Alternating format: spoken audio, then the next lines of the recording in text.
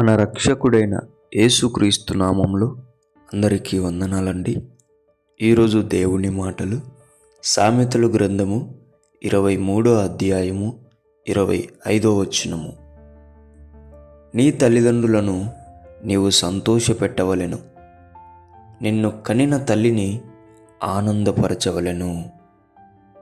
ప్రియమైన దేవుని బిడ్డలారా, దేవుని బిడ్డలుగా, దేవుణ్ణి ఆరాధించేవారిగా, దేవుడు లేఖనాల ప్రకారం నడుచుకునేవారిగా ఉండాలంటే అందరికీ చాలా ఇష్టం. అందులోనే భాగంగా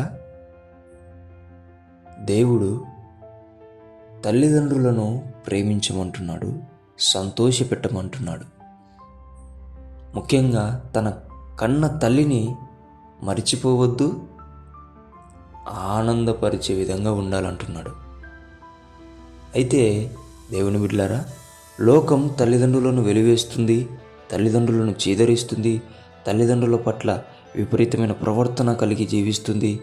లోకము తల్లిదండ్రులను ఎక్కడెక్కడో ఆశ్రమాలలో పడవేస్తుంది.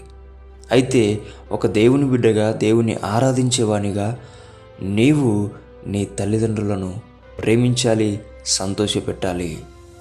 నీవు ఒక దేవుని ఆరాధకునిగా, దేవుని ప్రేమించే వ్యక్తిగా, దేవుని ప్రకారం నడుచుకునే బిడ్డగా నీవు నీ కన్న తల్లిని ఆనందపరచాలి. అప్పుడే నిజమైన ఆశీర్వాదం దేవుని బిడ్డ, అప్పుడే నిజమైన దీవెన.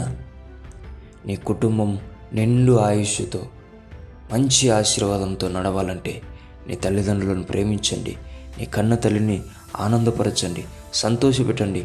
కుటుంబం సంతోషంగా, సమాధానంగా, ఐక్యతగా దేవునిలో పెంచబడుతుంది. దేవుని బిడ్డలారా, అవకాశం పోగొట్టుకోకండి. తల్లిదండ్రులు ఎవరు కూడా చెదిరించుకోవద్దు, అసహ్యపడకూడదు. వారి పట్ల మంచి ప్రవర్తన కలిగి వారిని సంతోషపెట్టండి.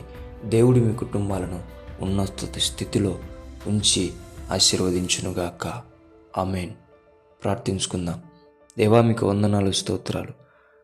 మా తల్లిదండ్రుల పట్ల మా ప్రవర్తన బాగోలేదేమో నాయనా, మమ్మల్ని క్షమించండి.